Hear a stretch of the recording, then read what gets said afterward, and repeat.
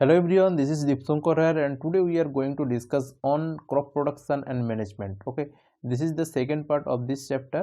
Already हम एक part बना दिया इसका, ठीक है। तो आज इस सेशन में हम बात करेंगे कि basic practices of crop production, ठीक है। ये क्या होता है ना, कोई भी क्रॉप को कल्टीवेट करने के लिए उसका कुछ स्टेप्स होती है, ठीक है। उसका जो पहला स्टेप है वो है प्रिपरेशन ऑफ सॉइल, ठीक है। सॉइल को प्रिपेयर करना पड़ता है, उसके बाद जो सीड्स होता है उसको सोइंग करना होता है एंड उसके बाद एडिंग मैन्योर एंड फर्टिलाइजर्स, वो फर्टिलाइजर्स ऐड करना पड़ता है, उसके बाद इरिगेशन करना पड़ता है, उसके बाद जो वेट्स हो जाती है उसको वो वेट्स को रिमूव करना पड़ता है, ओके। एंड उसके बाद हार्वेस्टिंग करना पड़ता है, लास्ट में जो क्रॉप्स आता है उसको स्टोरेज करना पड़ता है, स्टोर करना पड़ता है। तो आज इस सेशन में हम बात करेंगे कि सॉइल को कैसे प्रिपेयर किया जाता है और उसको प्रिपेयर करने के लिए हम कौन सा मशीन्स को यहाँ पर यूज कर सकते हैं, कौन सा टूल्स को हम सॉइल को प्रिपेयर करने के लिए हम यूज कर सकते हैं, उसके बारे में हम यहाँ बात करेंगे। ओके, चलो स्टार्ट करते हैं। सोइंग करने का जो पहले स्टेप होता है वो है सॉइल को प्रिपेयर करना, ठीक है। ये होता है पहला स्टेप्स, ओके।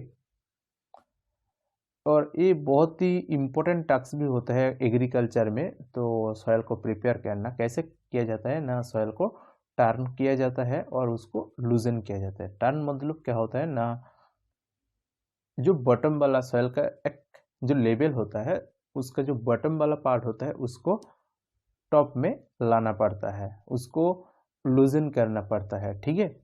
जो बड़ा बड़ा सॉइल रह जाता है ये टर्निंग करने का टाइम में, तो वो बड़ा बड़ा सॉइल को अगर यहाँ पर देखोगे कैसे, ये जो बड़ा आकार में जो सॉइल रह जाता है इसको छोटा छोटा सॉइल में इसको ट्रांसफॉर्म करना पड़ता है, ठीक है, ठीक है। इसको लूजनिंग करना पड़ता है, ओके। इसको क्यों किया जाता है, तो ये पहले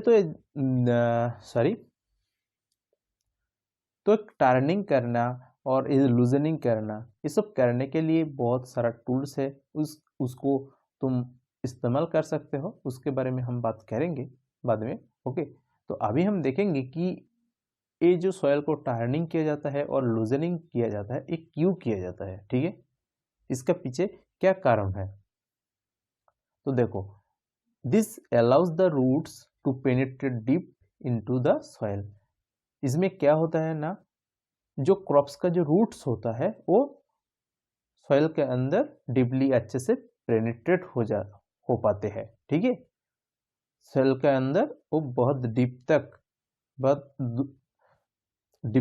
वो अच्छे से जा पाते हैं, ओके। और the loose soil allows the roots to breathe easily even when they go deep into the soil. जब क्रॉप्स का जो रूट डीप चला जाता है सॉइल के अंदर, ओके, तो ये रूट्स अच्छे से ब्रीथ ले पाते हैं, ठीक है।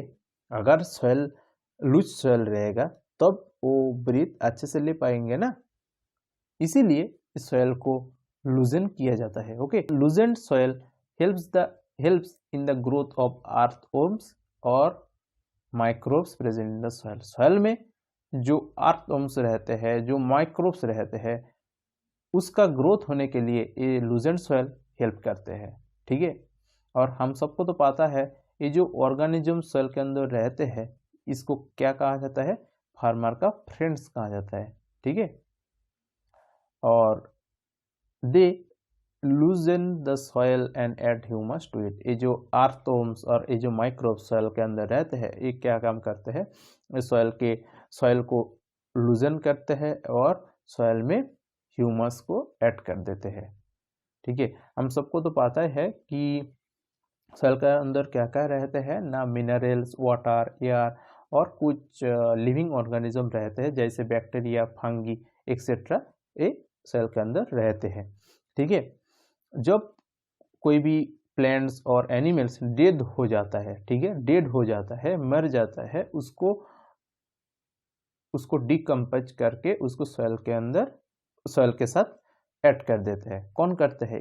एक करते हैं ये लिविंग ऑर्गेनिज्म, ये बैक्टीरिया, फंगी, ये सब काम करते हैं। वो क्या करते हैं ना, डेड प्लांट्स और डेड एनिमल्स को डिकम्पोज करके, ठीक है, उसको सॉइल के साथ ऐड कर देते हैं।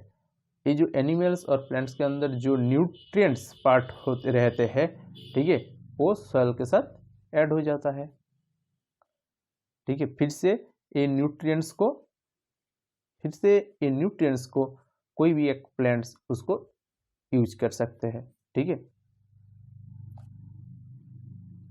तो a few centimeters of the top layer of soil supports the plant growth, and turning and loosening of soil brings the nutrient rich soil to the top, so plants can use these nutrients। देखो, soil का जो top layer होता है वो कुछ ही centimetre में होती है, तो यही प्लांट का ग्रोथ के लिए सपोर्ट करते हैं, क्योंकि इस लेयर में न्यूट्रिएंट्स रहते हैं। इसीलिए अगर हम इस लेयर को टर्निंग कर देते हैं, अच्छे से इसको लूजनिंग कर देते हैं, ठीक है, तो उसमें क्या होगी ना, उसमें न्यूट्रिएंट्स अच्छे से मिक्स हो जाता है। ठीक है, ताकि और उसमें जो क्रॉप्स होती है वो अच्छे से रूट्स को डीपली पेनिट्रेट कर पाते हैं। तो उसमें क्या होगी ना, वो सॉइल से न्यूट्रिएंट्स को अच्छे से ले पाएंगे। ओके, इससे प्लांट्स अच्छे से ग्रो होगी। Thus, turning and loosening of soil is the very important for cultivation of crops। तो कोई भी क्रॉप्स का कल्टीवेशन करने के लिए ये बहुत ही इम्पोर्टेंट होता है, सॉइल का टर्निंग करना और लूजनिंग करना। ओके, तो ये सॉइल का जो टर्निंग करना और लूजनिंग करने का जो प्रोसेस होता है, इसको कहा जाता है टिलिंग और प्लाविंग। तो ये प्लाविंग करने के लिए, तो ये जो प्लाविंग करना होता है, तो इसको करने के लिए प्लाव का यूज किया जाता है। यहाँ पर देख पा रहे हो, ये जो फार्मर्स का हैंड में जो फार्मर्स जिसको पकड़ के रखा है, इसको कहा जाता है कि प्लाव। ओके, ये है प्लाव। ओके, तो ये जो प्लाउस होता है वो किससे बनता है ना, वो वुड और आयरन से बनता है। Okay, if the soil is very dry it may need to watering before ploughing. अगर सॉइल बहुत ही ड्राई होती है तो उस सॉइल में वाटरिंग करना पड़ता है प्लाविंग करने से पहले। Okay, the ploughed field may have big clumps of soil called crumbs. क्या कहा है ना, जब प्लाविंग करते हैं तो उस time big clumps of soil को दिखाई देता है। बिग क्लम्प्स ऑफ सॉइल मतलब ये जो बड़ा आकार का जो सॉइल होता है, बड़ा आकार का, ये सॉइल को कहा जाता है कि clumps, big clumps of soil, right. ये बिग क्लम्प्स ऑफ सॉइल को कहा जाता है क्रम्स। ठीक है, ये बिग क्लम्प्स सॉइल को ब्रेक करना पड़ता है, उसको ब्रेक करके उसके छोटा आकार में ट्रांसफर कर देना होता है। ठीक है, ताकि उसमें क्रॉप्स अच्छे से ग्रो हो पाए। ओके,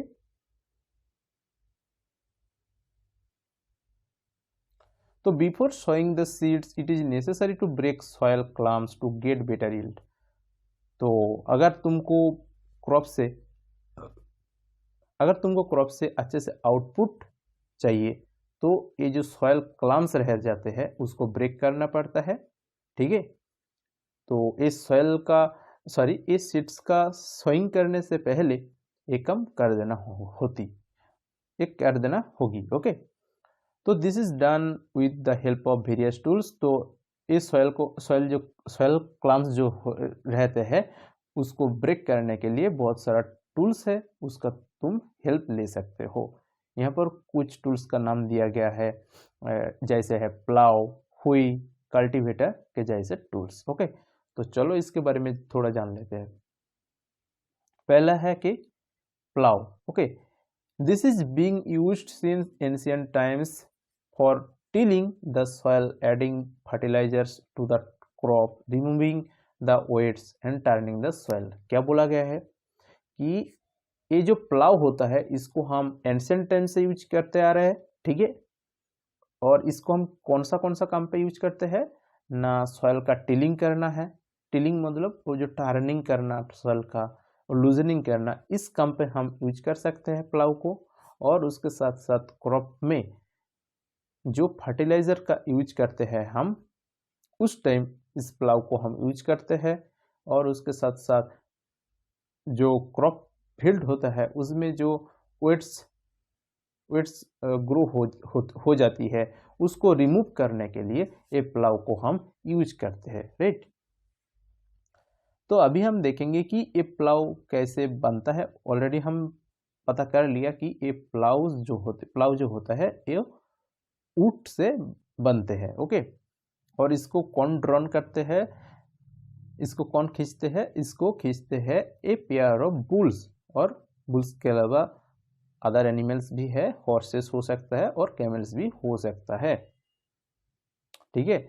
और it contains a strong triangular iron strip, जिसको कहा जाता है प्लाउसियर। क्या है प्लाउसियर, क्या होता है, देखो यहाँ पर एक हम सर्कल कर दिया, तो इस सर्कल के अंदर देखो ये जो इस सर्कल के अंदर देखो ये जो ट्रायंगुलर जो स्ट्रॉन्ग आयरन स्ट्रिप है, इसको कहा जाता है प्लाउसियर, ओके। यही जो सॉइल होता है, जो मिट्टी होता है, उसको टर्न करते हैं, ठीक है, इसका हेल्प से, ओके।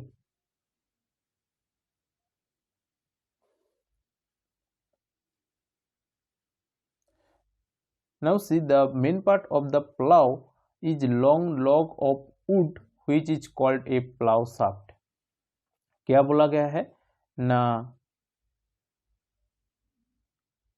प्लाव का एक जो मेन पार्ट होता है वो एक लॉन्ग होता है, वो एक वुड का लॉग होता है, ओके। ये जो पिक्चर में देख पा रहे हो, ये एक वुड का लॉग होता है, वो लॉन्ग भी होता है। ये क्या है ना, ये प्लाव का मेन पार्ट होता है, ठीक है।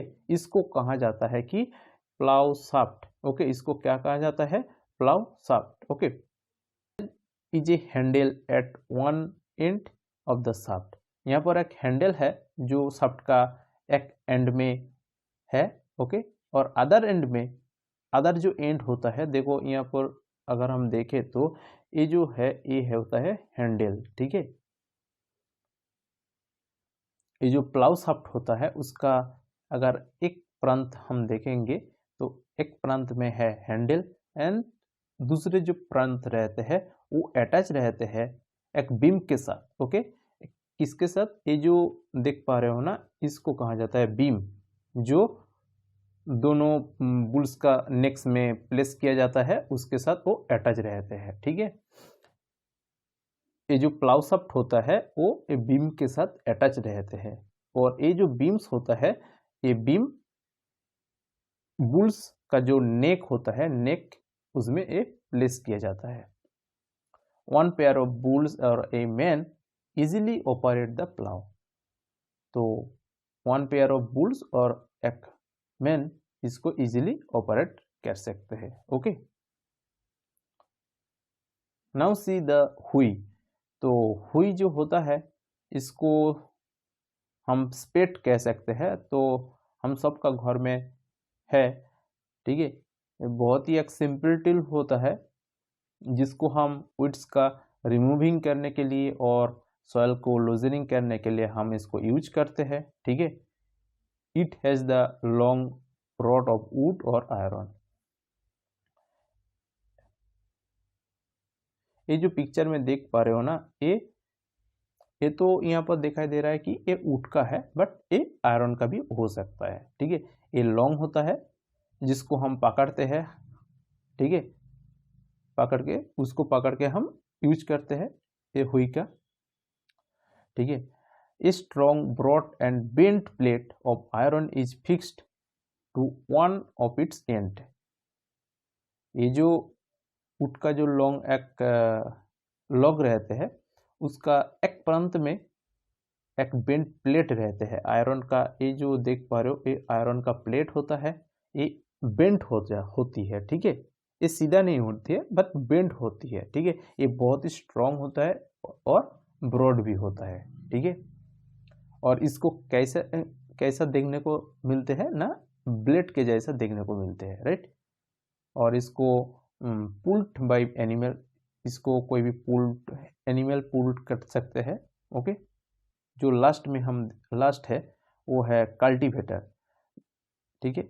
Nowadays ploughing is done by tractor driving cultivator. तो अभी इस टाइम में जो प्लाविंग हम करते हैं वो प्लाइंग करने के लिए हम ट्रैक्टर का इस्तेमाल करते हैं, और इसको इस्तेमाल करने से लेबर और टाइम दोनों बहुत बच जाता है, ठीक है।